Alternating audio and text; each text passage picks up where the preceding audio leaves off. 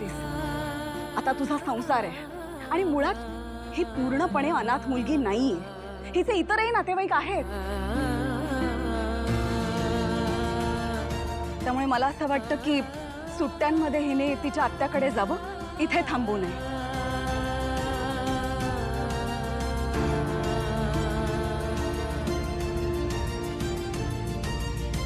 आई आई, अगं तू काय बोलतेस? बरोबर बोलते ती. आता ती गाडे पाटलांची आणि माझी सून असल्यासारखी बोलते. वा रेणुका, अति योग्य निर्णय घेतलास.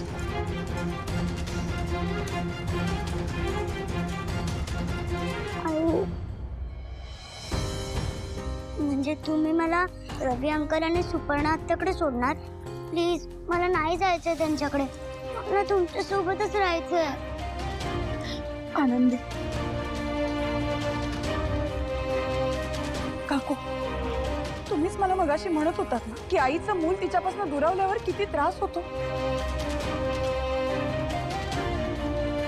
मग आता आनंदींना माझ्यापासून लांब ठेवताना मला किती त्रास होत असेल हे नाही कळत का हो तुम्हाला? खरंय अगदी. खरंय काय खरंय? हं? उगाच नको तिथे मध्ये बोलायला जाऊ नका, नाहीतर गाठ माझ्याशी आहे. समजलं? हे बघ, मी तुझ्या भावनांची कदर करते, पण ही खरंच तुझी मुलगी नाहीये. तू विषय वाढवू नकोस. मी आता फक्त तुझ्या आणि माझ्या सिद्धूच्या भविष्याचा विचार करते आणि त्या चित्रात मला ही आनंदी कुठेही दिसत नाहीये आणि ती तिथे नसावी अशीच माझी इच्छा आहे.